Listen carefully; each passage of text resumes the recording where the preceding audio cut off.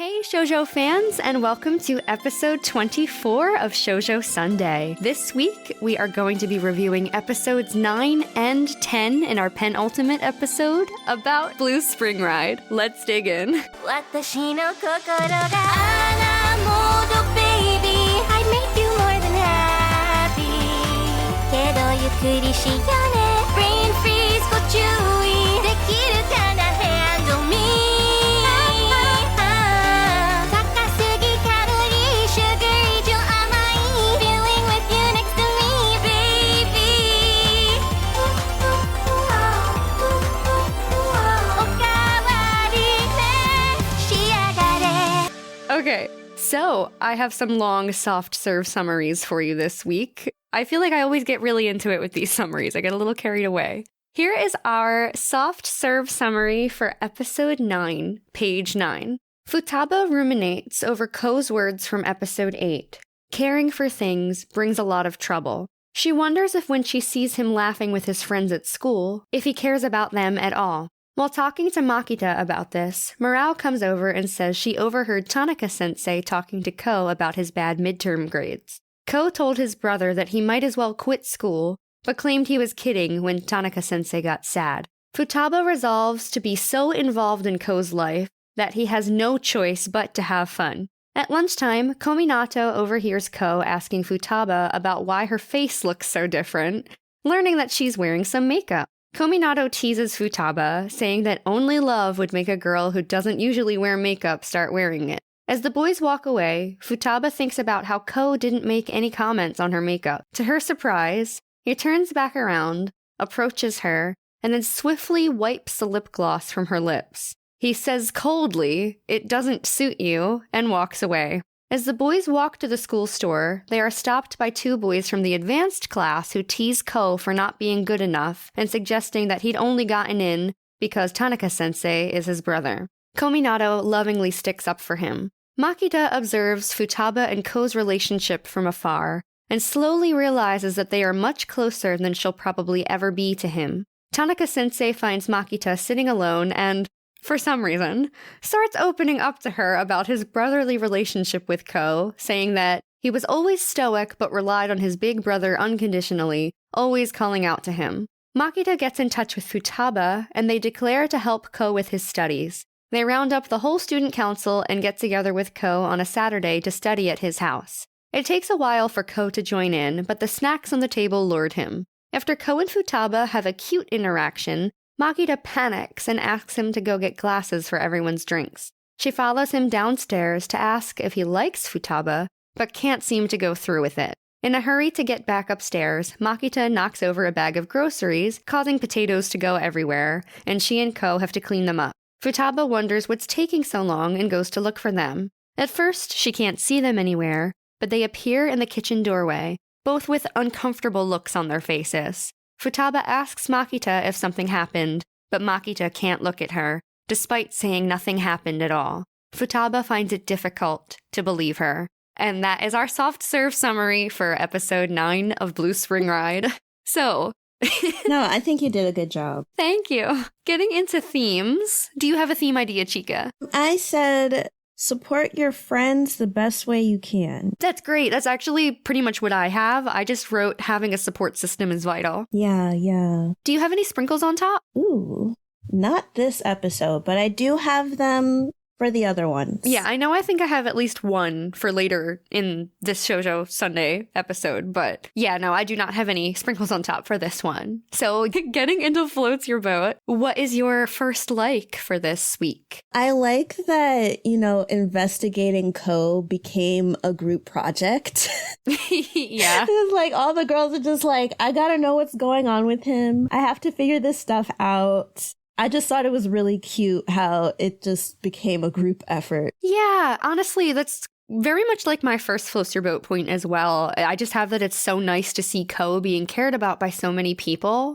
It's like one of my favorite things in stories in general. I just love when people rally together to improve someone's life or show that they care. It just makes me feel so warm inside. Yeah, me too. I feel like I think it's the best part of friendships, right? Like, yeah, people could say like, oh, I'll be there for you or I'm here for you all the time, but it actually happening, it's like so heartwarming, especially like when you're dealing with really heavy feelings or situations. Yeah, and it's like all of them are perceiving Ko struggling and they're empathizing with him and want to help and be there. You know, I love that. I love that so much. Yeah, me too. I like the fact that Tanaka sensei checked in on Ko after midterms. Yeah. Like, not even just as a teacher, as his brother. That's really sweet. Right. Just to be like, what's going on? Like, how can I help? You really can't keep like slacking off.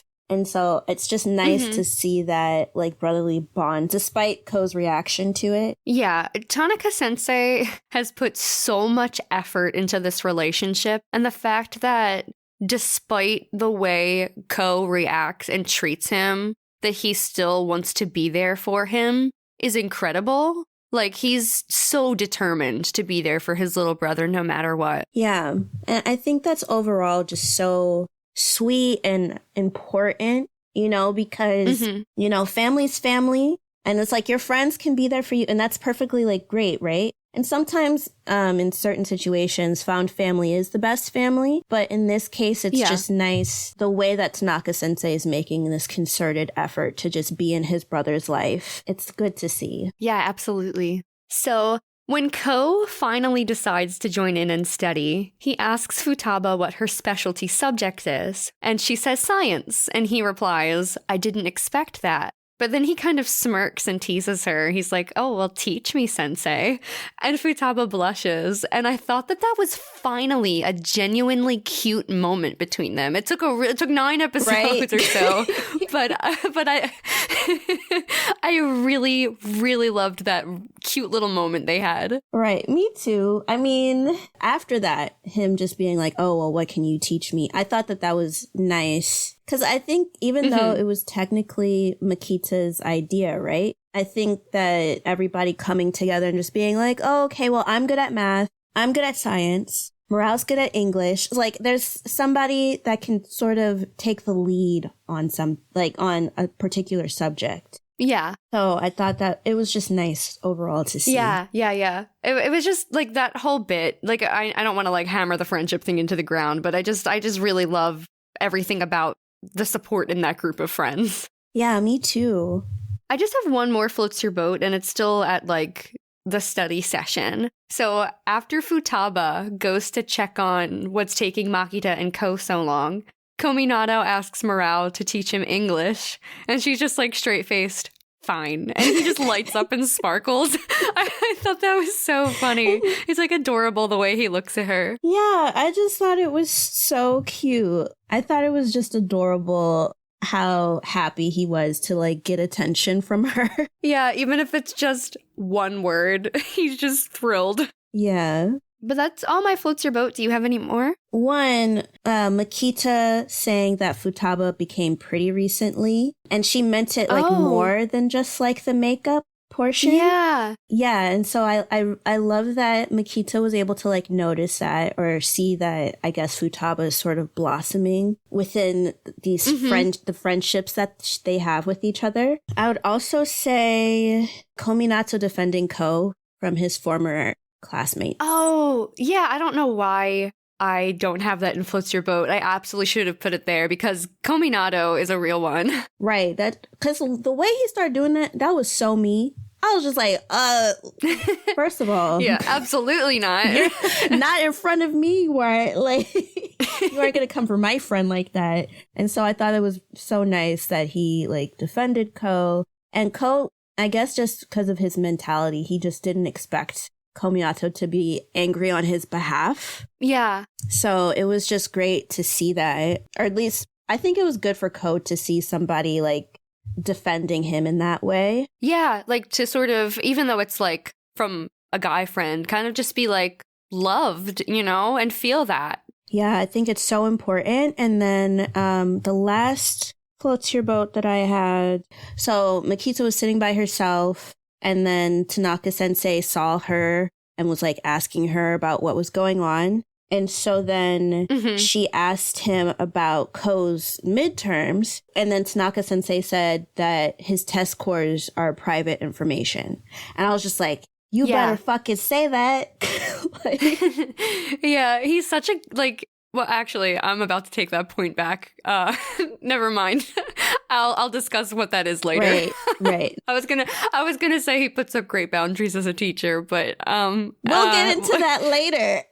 We'll get into that in our finale. Right? Yeah. But in this episode, oh my god, in this episode, the private. I'm glad he said that it was private information because it is private information. Like it is. He shouldn't be spreading around his like midterms, like his scores. No. Did you want to get into banana split? Yeah. So I just have one banana split, and it kind of goes off of one of your floats your boat points earlier. The reason why it's banana split is because I don't know that I like the way the use of makeup was presented in this episode, or this anime in general, I guess. Because anybody can use makeup for whatever reason they choose. I just feel like it was presented in this show as something a girl is almost expected to do to get somebody's attention. Or that when you like someone, you should change your appearance to try to appeal to them. But on the flip side of that, I was liking how Makita told Futaba that she'd been really pretty lately, and thought to herself that it didn't have anything to do with the makeup she was wearing. It was just the aura of her being in love that kind of broke down her walls. So that's why it was banana split, because there was at least a good perspective on it somewhere in there. I feel like this anime has kind of done a disservice to girls in that way, because I don't know if it was our last episode where Ko commented about Futaba's like shampoo, and that he liked the smell of it. Yeah. And so then she got a more expensive shampoo and he sort of laughed it off. And then in this instance, it's like she's wearing makeup and clearly she's doing it for him, which is just kind of like, why? Like, you don't have to do it for him. And again, he doesn't appreciate it. It wasn't portrayed in that sense because, I mean, obviously, like, we're both like adults, fully grown adults. And so I don't know how I would feel about a younger person, or I would just say like a younger girl or femme presenting person watching this and then thinking, oh, well, if I like somebody, I should buy a more expensive shampoo or I should put on makeup to see if I can get their attention. Right. Yeah. And it's sad just because of the fact that, like, you know, Futaba is still learning who she is. And I think it would be different if she was just wearing makeup because she wanted to wear makeup. To like express herself or just see what new look she can come up with. Right. But it just seems like she has this pattern of changing herself for people. And I feel like it just hasn't gone away yet. No, I totally agree. Yeah. Do you have any banana split? One, I said, showing up to someone's house unprovoked is a lot. Yeah, I have that in I Scream, You Scream. Because I was so mad about it. Like, the thing is, the reason why I put it in banana split is because I knew for a fact that they were helping him. It's coming from a good place. Yeah. So it's because it's coming from a good place, I put in banana split. But, like, don't do that, people. No, oh my god, I'm over here like, I do so much prep when I know I'm having company. I would be so pissed if I were Ko. Like, do not just show up at my door uninvited. Right, because it's like you don't really know what his plans are. Like, what if he was out of town for whatever reason, or at work, or doing something like and you just show up at his house. That's kind of a lot. So yeah, it really is. So banana split / technically I Scream, You Scream. And then I also put Makita noticing that Ko has some sort of like feelings for Futaba. Okay. So the reason why I put it in banana split, and I feel like this is probably something that's going to be reflected when we do like our finale episode for this show, because of the fact that Makita also likes Ko, but it's just so new. I just feel like if you can tell, or if you have an idea that the person you like likes someone else, and it doesn't even have to be like your best friend or whatever, I would highly consider backing out at that point. Yeah, that would definitely be the healthy thing to do. Because it's just, I just feel like she could like someone else or just do so much better than to hold on to somebody that clearly has a history with another person and it looks like they're very interested in that other person. Yeah, all signs point to like a broken heart. Yeah. But yeah, so that's the last thing I had for Banana Split. So with that, do you have any hot fudge? No. Me neither. I just have one ice cream you scream since we already talked about my other one. Oh, I had a couple of ice cream you screams. I'll just get mine out of the way really quick just because it's one. Okay. It's also a very quick one. So my thing is, like, why the fuck is Tanaka-sensei giving exposition about Ko to Makita? I feel like it would make more sense if it was Futaba, since he's more familiar with her and knows that Ko cares about her, despite, like, whatever front he's putting up. But it kind of feels like he's just telling almost a random student, even maybe he knows they're kind of friends, but I don't know. She doesn't need to know that Ko cried to his big brother when he was a child. Right. That is kind of embarrassing. To be honest.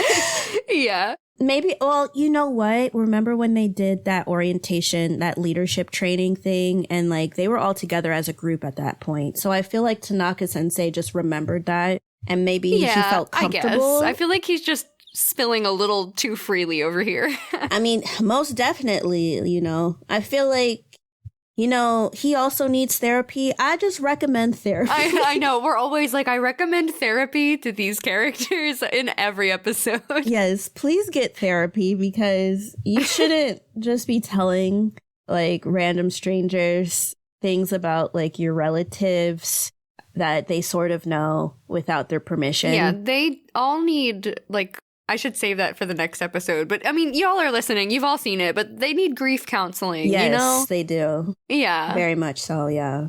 Okay, the ice cream you scream. First off, at one point, Ko calls Futaba ugly. My God, I'm so sick of him. Right. He also, because, like, this is a laundry list. He also... when she was wearing like the makeup and then it sort of pans over to Makita talking to Morale, I think. You see it like in the top thing that he said, like, who would fall for you? You're just Yoshioka. I missed that. I'm glad I missed that. I would have been so angry. I absolutely would have written that in Ice Cream You Scream. Right. Yeah. So when I saw that, I was so fucking mad. I was my so God. mad. This poor girl. I just, he wipes her makeup off. He tells her that it doesn't fucking suit her. He called her ugly this episode. He said who would fall for her. I am so over him as a male lead. It's not even funny. Like, oh my God, same. I cannot. And I think that's it for my Ko rant. Okay. And then I lied. I'm not done. Ko is only motivated to start studying with the group to separate Kominato from Futaba. Oh. Yeah. So remember he went okay, yeah. Yeah. Because he was in the bed and then he was like turned over and was looking at them. And then Kominato was like looking at something that Futaba had written down and getting like chip crumbs on her notebook. And so they were close together. And then at that point, then he reaches his hand between them to get a chip to separate them, and then he eventually gets up and just tells Kominato to scoot over. That's so frustrating and petty because it is so clear that Kominato only has eyes for Morale anyway. And also, like with the way Ko has been treating her, not that anything would give him the right to be possessive to begin with, but he even more so doesn't have the right to act in any way like possessive of her because he shows her no kindness. I mean, he called her ugly. Oh my God. And who would fall for you? And yet, she can't be close. She can't sit beside Kominato because Ko is that insecure. It's sickening. I'm like, I'm so dumbfounded because I watched this on Crunchyroll. I got a subscription so that I could watch anime on Crunchyroll. Ooh. And I scrolled down and everything's 5-star review, 5-star review. Oh, what a romantic anime. Are you kidding me? Are you kidding me? It's gotta be crack. I don't know. Oh my God. Like, I feel like it's nostalgia. I also feel like these reviews have got to have been back when that shit came out. I don't know if it's like recent. I don't remember if there were dates on it. I scrolled down and I saw so many 5 stars and like my mouth fell open. I'm like, did we watch the same thing? Right. There's nothing romantic about this in any way. Were they rating it in hopes of it getting a second season? That has not happened, y'all. This came out in 2014. Yeah. Who knows when if the second season's going to come out. But it's still, watching it as a grown adult, I'm just kind of like, no. No, oh my god, yeah, same. Maybe that's it. Maybe we're both just old millennials. We're too jaded. We're too jaded, or maybe we have a lot of self-love. Yeah, and I would say so. Yeah, we have a lot of self-love, and so because of that, when we like see situations like this where the characters clearly need it and it's not happening, it's hard. It is. It is. Yeah. Oh, I guess the last thing I have for Ice Cream You Scream is Makita lying about something not happening with Ko. We find that out. was frustrating. I might have more of notes on that in the next episode. Same. But that was frustrating. But blindly reacting to it or whatever, when I first saw that, before I understood the context, I was upset by it because it's just like, okay, you know, Futaba grew out of lying to you, you know? Like, you don't need to pick that up and start lying to her. Like, even if it's like personal and it's like, we find out the reason why. But in this episode, even if it's something that is only like Ko doesn't want Futaba to know about, I feel like she could just stipulate that. I think if she just said something in along those lines rather than just ignoring her or just being like, oh, nothing happened, then Futaba would have felt relieved. Yeah. So I didn't but it's so obvious that something happened. Right. Like the looks on their faces and the stuttering and the hesitation. It's annoying. But I'll talk more about that in the next episode. Yeah, but that's it. Okay. Do you want to get into episode 10? Yeah. All right, guys. So here is our soft serve summary for episode 10, page 10. Everyone's studying at Ko's house. Futaba can't stop wondering what happened downstairs between Ko and Makita. Kominato asks Ko why he hates studying, and Ko says he doesn't hate it, he just stopped needing it. And then he wonders why he's studying with the group if he doesn't need it. Makita speaks up saying that she couldn't take it if he didn't advance to the next grade level with them.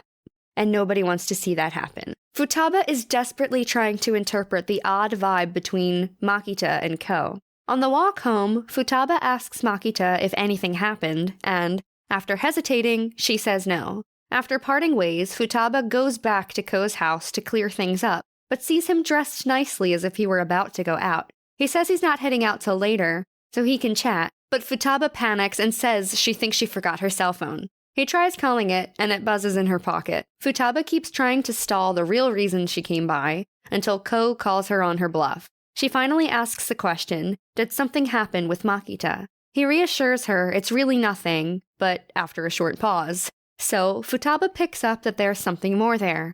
She asks why he changed so much. She genuinely wants to know the real him. He finally lets some of his guard down, and shows Futaba the shrine he has dedicated to his late mother. He said Makita had the same look on her face when she saw it. Futaba understands why Makita didn't speak about it. She didn't want to reveal that part of Ko without his permission. Teary-eyed, Futaba begs Ko not to quit school and leave everyone, saying she wants to be with him. He wipes her tears, cradles her face in his hand, and they are lovingly and awkwardly interrupted by Tanaka-sensei arriving with groceries.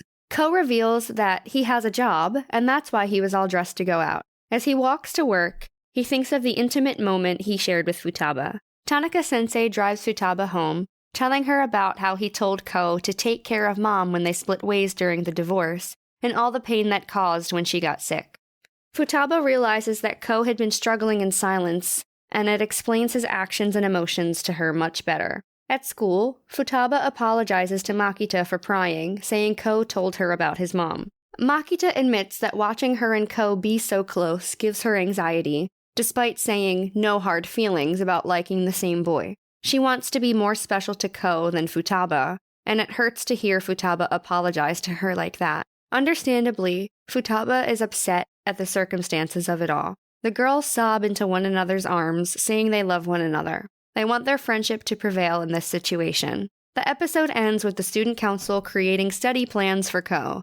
And that is our soft serve summary for episode 10. Chika, do you have a theme? I don't. Oops. I don't really have a theme either. I wrote a guess because there was a lot happening this episode. I just put, with a question mark, don't obsess over things that aren't your business. Sort of. I don't know. Yeah. It fits because it's Futaba, but then at the same time, yeah. Yeah. I do have sprinkle on top, though. Ooh, okay, what you got? So, like I did last time, I just started to pick out quotes. So, I think Futaba says this. Ko is still walking through the night, but we will be the sign to lead him to the exit. Ooh, that's so poetic, honestly. Yeah. I thought it was really nice, so I felt that, no, it fits the overall vibe. Yeah, no, I would say so. I do not have any sprinkles on top, but I do have a couple floats your boat points if you want to get into that. So I guess number one would be that I appreciate Futaba trying to be direct with both Makita and Ko about what could have possibly happened. She really tried to just open a dialogue. I know it was prying a little bit, so I guess it could be a little bit banana split, but I appreciated her trying to communicate directly. Yeah.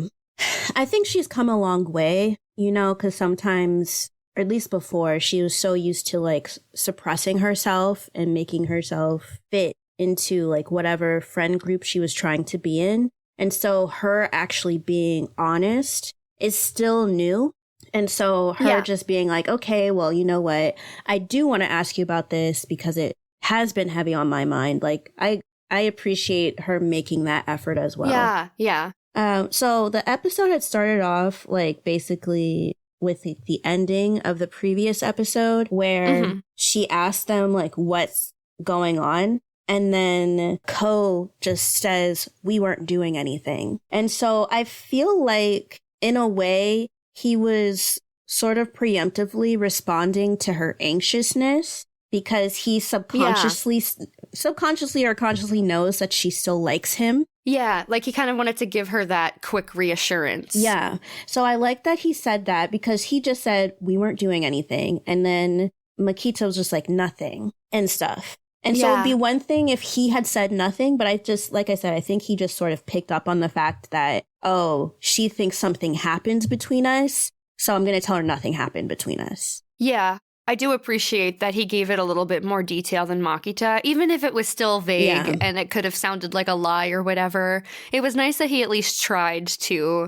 let her know without being we weren't making out or something down here, Right. And then I also liked that you could tell that something happened with them because even though they said nothing happened and they were walked away, Futaba was still sort of in that kitchen area and you could see a potato on the floor. Oh, yeah. Right. Because in the last episode, she dropped the potatoes or kicked them and she was picking them up. And so for a potato to still be on the floor, it's just well, if you were picking them up, you would have picked that one up too. Yeah. Also, can I chime in with something very silly? Sure. I don't know how many of our listeners are also fans of Game Grumps, but I also couldn't help but think about their Doki Doki Literature Club playthrough when they kept making that running joke about potatoes and potatoes falling all over the floor and oh no. So it kind of ruined some of the seriousness of the scene for me because that's all I could think of. I would guys, if you understand that reference, please let's be friends and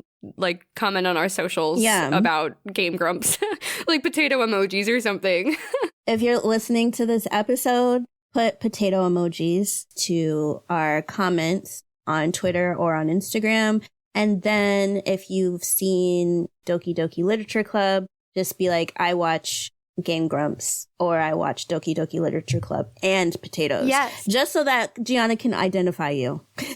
So very seriously, yes, we want to build a community, but we aren't just saying that. We genuinely mean it. Yes. Oh, I guess before we go back to you, I liked the depiction of Futaba's anxiety. Okay. Because of the fact, when they went back upstairs and then she was just trying to figure out, what happens between them. Oh, yeah, that was really done nicely. Yeah, the way she was clutching, the notebook, how her face sort of turned blue, she was so concerned. So, I don't know. I mean, there are signs of people having anxiety, and I personally have anxiety. But I liked that they physically made her part of her turn blue while she was having these thoughts. Yeah, yeah. So one thing that I really got a little laugh out of was when Tanaka-sensei interrupts Ko and Futaba in, like, a precarious position. Like, Ko had his hand on her face, and it looked like they either had been kissing or were about to kiss, and he just pops in with the groceries. I thought that was hilariously timed. He just physically turned red. Like, damn. Yes.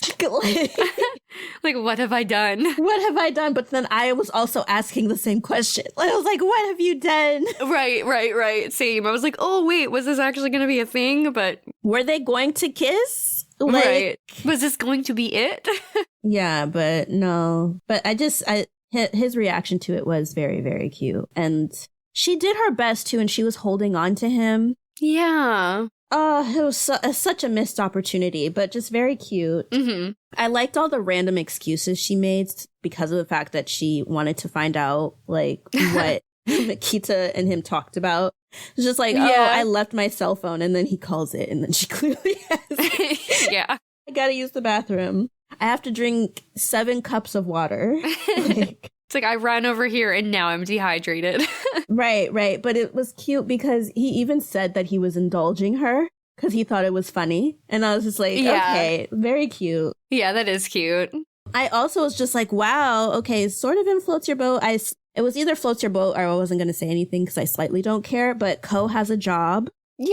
Yeah, we don't see what it is, but he has a job. And I was just like, oh, okay, that makes sense. You know, you need to make some money. Even despite his lack of motivation to study, it's nice that he's still putting energy into something that will benefit him or does benefit him. Yeah. So Tanaka sensei, one, I like the fact that he did drop her off. Yeah, that is very nice. Yeah, and it made sense. Like, the way that it didn't make sense for him to be telling Mikita Ko's business, it made sense this time.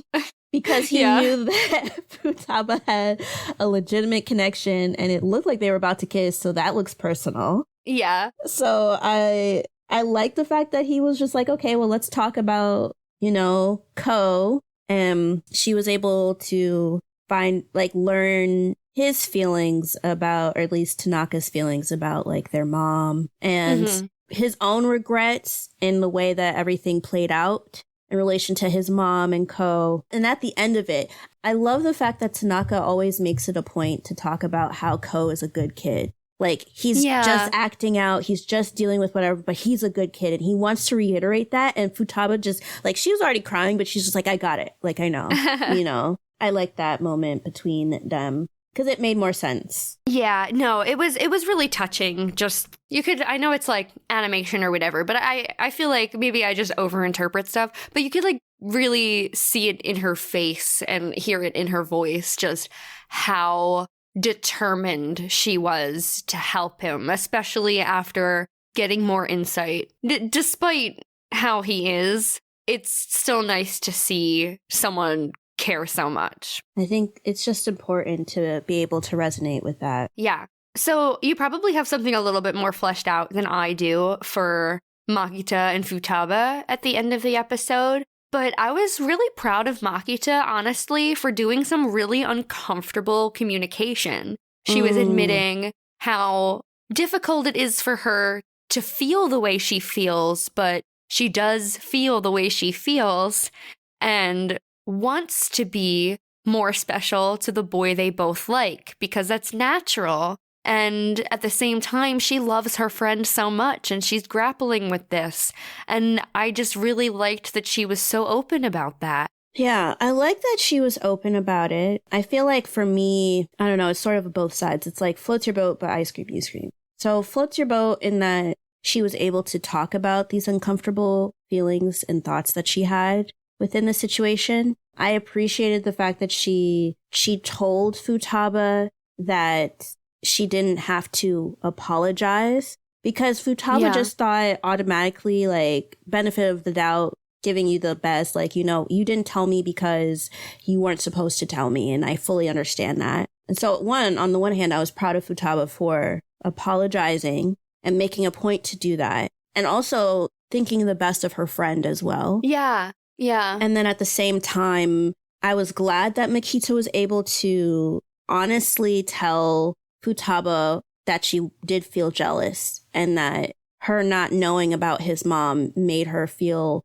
special in a way. That particular point for me, the reason why I would partially put it in Ice Cream, You Scream is just that Futaba was thinking the very best of Makita. And so to sort of do this, it's like, yes, you're being honest, and I applaud her for being honest, but at the same time, you just showed that you were capable of keeping things to yourself if you think it's going to benefit your relationship with this person that walked you across the river. Yeah. Yeah. Ugh. And I wonder about that. Like, she's being honest about it now, but if things persist, Right. Like if push came to shove. is Makita going to continue to lie by omission to try to get ahead of Futaba? Yeah, no, it's obvious that she is determined to be with Ko, kind of no matter what. Yeah, and I mean, I'll say this to get us back within Floats Your Boat. I'm glad that they admitted that they love each other. It was a very touching moment to see them so determined to have their friendship prevail over anything else, over boys. Yeah, I think that was just really important, that they reaffirmed their friendship in that moment and their love for each other. But that's the last thing that I had for Floats Your Boat as well. Okay, I just have one banana split point, and it's just that I didn't know how I should feel about Futaba needing to know what happened between Ko and Makita so desperately, because at the end of the day, is it really her business? But at the same time, the secretness of it all bugged the hell out of me watching this. I just think that I feel like she thought something happened between them, and you know, Makita had promised, like, oh, like, we're not promised, but they both said, like, oh, we're going to try our best and stuff, right? And so maybe Futaba just has this idea that if you make strides in the relationship, you're going to tell me. And if I make strides in the relationship, then I could tell you. And so by them not telling her, then she just was like, okay, she felt imbalanced and wasn't really sure how to proceed, because let's say something happened between them, or let's say Makita confessed. Then that will directly affect Futaba in, oh, okay, well, she confessed, he said no, or he said yes, and this is how I can react to it. Or I guess vice versa, if Ko decided to randomly confess or whatever, then yeah. Yeah. But I see what you're saying. I get why it would be banana split. Like, because technically it really wasn't her business. But then again, it really wasn't Makita's business. She just sort of happened upon that situation. Mm-hmm. My banana split is a little in-depth, I guess. I still don't think that his mother dying is enough for him to be acting the way that he does. Yeah. And I know how tragic it is. No, yeah, I agree, though. For him to be living with his mom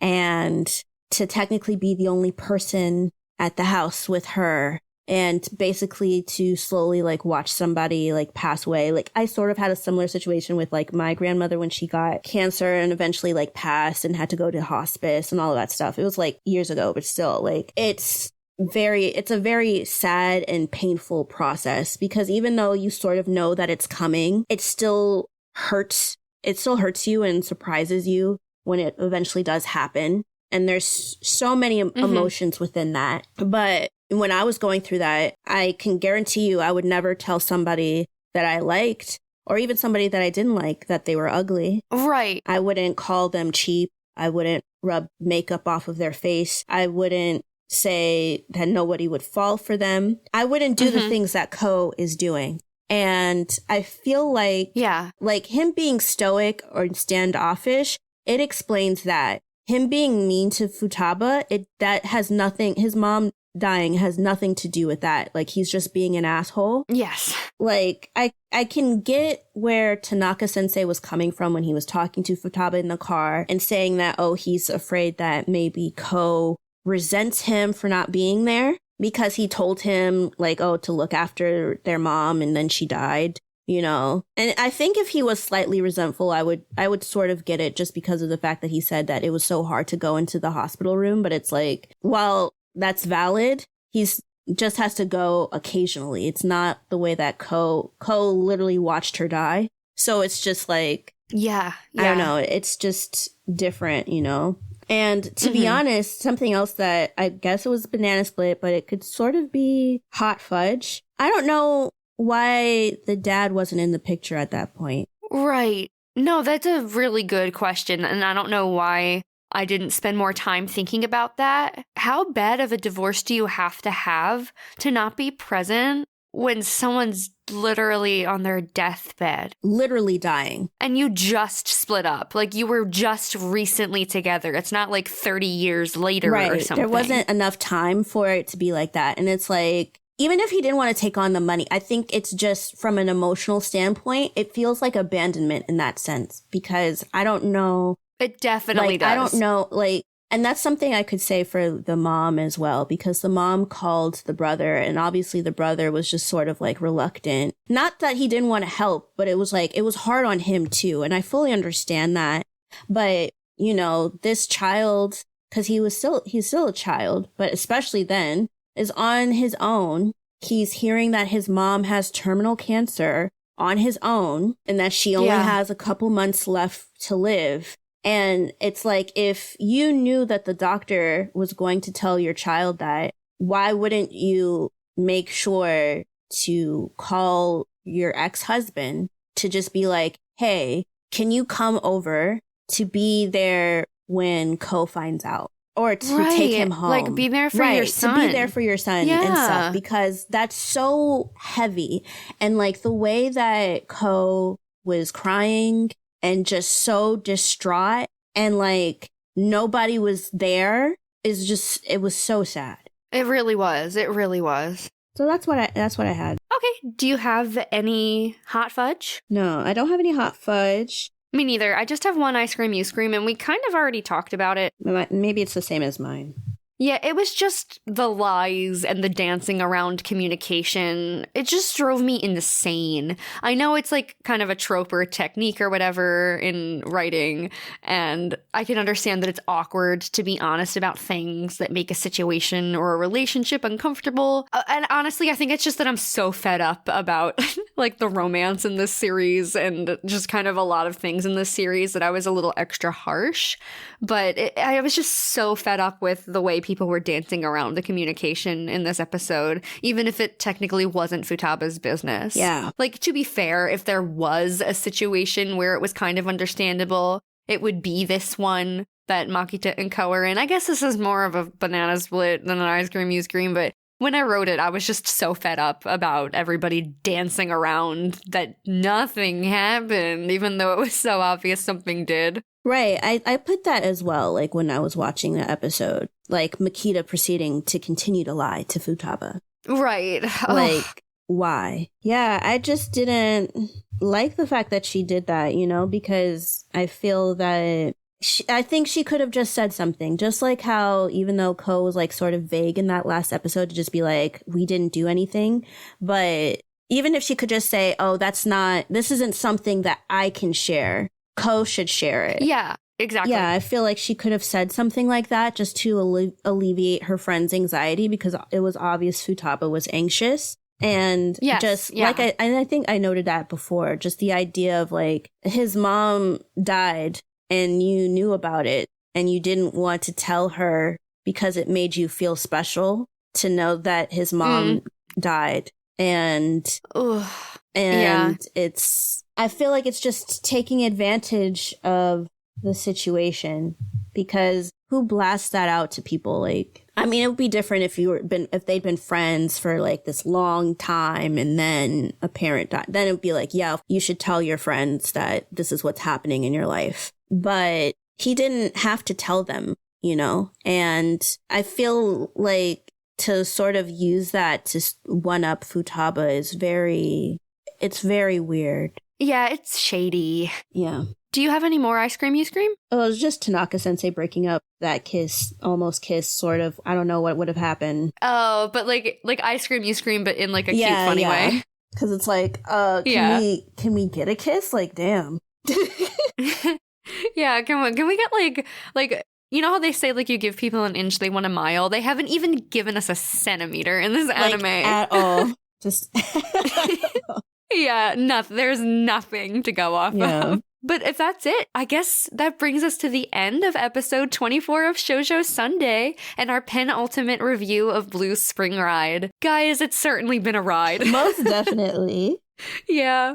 If you would like to keep up with us, be sure to follow us on your preferred podcast platform. We should be wherever you listen to podcasts. And be sure to please, if you're enjoying our rants here, give us a 5-star review here on Spotify or on Apple Podcasts. I would super appreciate a little review written as well to try and grow the community here. And if you would like to keep up with us during the week, follow us at Shoujo Sundae across all socials. Comment potatoes. Yeah. If you have seen Game Grumps play Doki Doki Literature Club, I will make a lot of jokes with you if you have. If you would like to keep up with me personally, I am Giana Luna. You can follow me at Giana_Luna_ across socials. And how about you, Chika? Okay, guys, you can follow me at Chika Supreme. That is Chika with a K, not 2 C's. Awesome. Guys, thank you so much. We'll see y'all next week with our finale of Blue Spring Ride. We will see you then.